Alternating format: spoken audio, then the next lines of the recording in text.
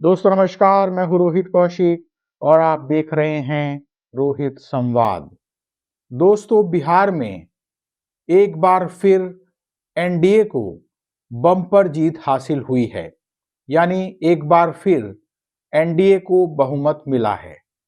NDA के खेमे में खुशी का माहौल है, एनडीए के खेमे में खुशी की लहर है।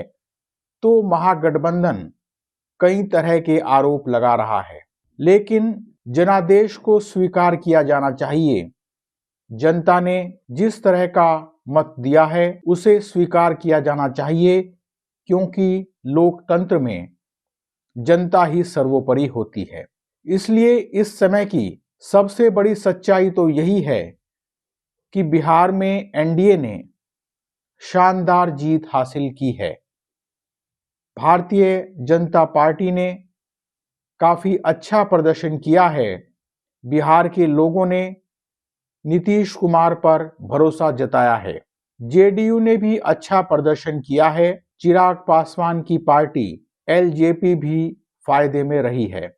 यानी कुल मिलाकर एनडीए ने बेहतर प्रदर्शन किया है और जैसी उम्मीद की जा रही थी उससे भी ज्यादा अच्छा प्रदर्शन किया है।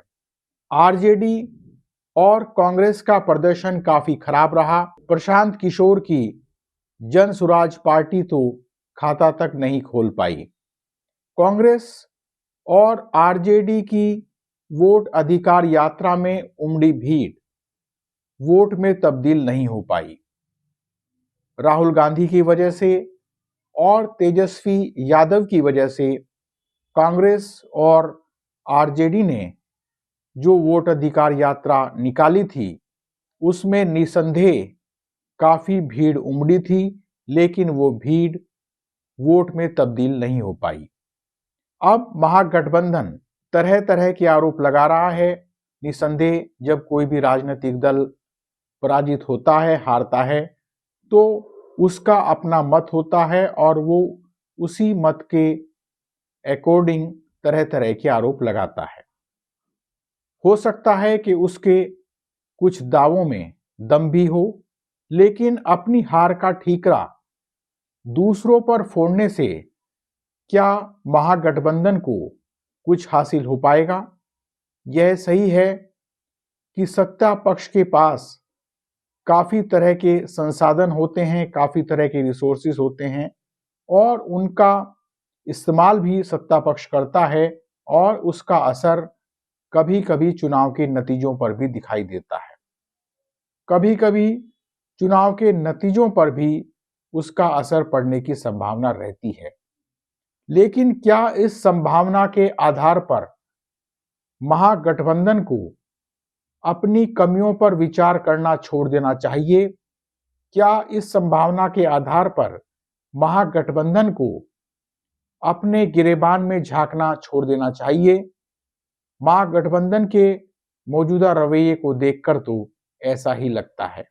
दोस्तों, क्या कारण है कि आरजेडी और कांग्रेस का बिहार में इतना कमजोर प्रदर्शन रहा है?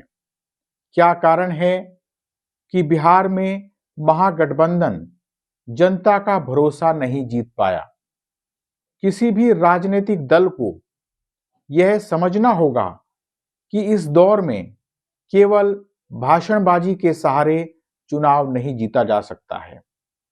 केवल रैलियों में बड़ी बड़ी बातें करके, केवल रेडियो में नारे लगाकर और सोशल मीडिया पर माहौल बनाने का भ्रम फैलाकर चुनाव नहीं जीता जा सकता है। असली जंग नहीं जीती जा सकती है।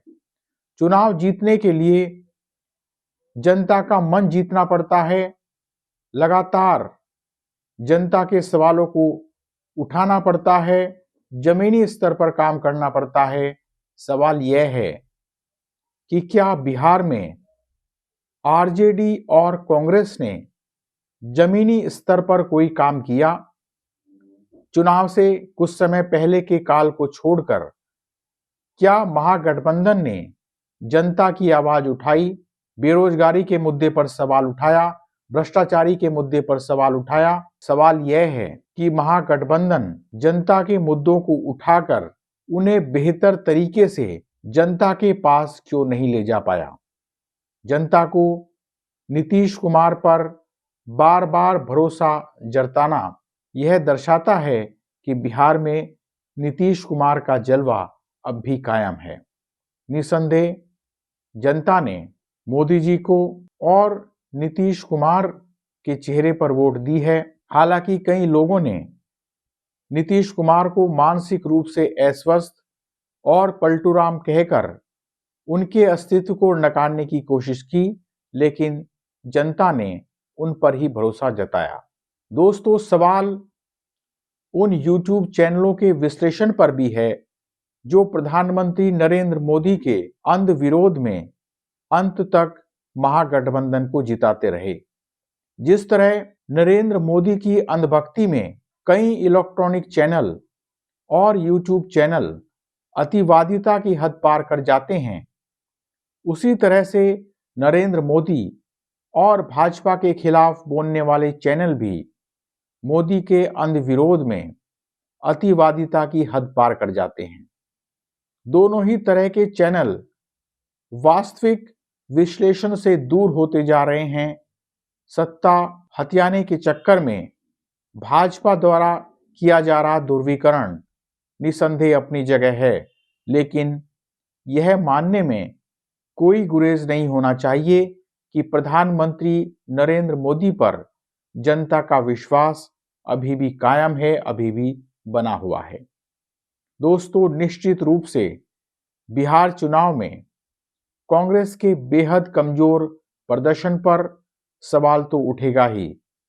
सवाल यह है कि देश की सबसे पुरानी पार्टी की यह हालत क्यों हो गई है। राहुल गांधी मेहनत कर रहे हैं, लेकिन कांग्रेस को संगठन के स्तर पर अभी काफी काम करने की जरूरत है।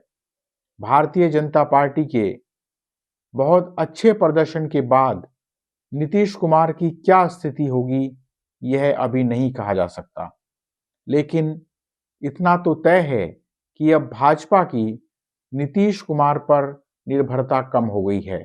अगर नीतीश कुमार मुख्यमंत्री बनते हैं तो भी जरूरी नहीं कि वे अगले 5 साल तक मुख्यमंत्री बने रहें। बहरहाल आज इतना ही। आपसे विनम्र निवेदन है कि आप हमारे YouTube चैनल रोहित संवाद को सब्सक्राइब करके और हमारे Facebook पेज रोहित संवाद को फॉलो करके जन सरोकार की पत्रकारिता को अपना समर्थन दें। जल्दी ही मिलेंगे एक नए मुद्दे के साथ। नमस्कार।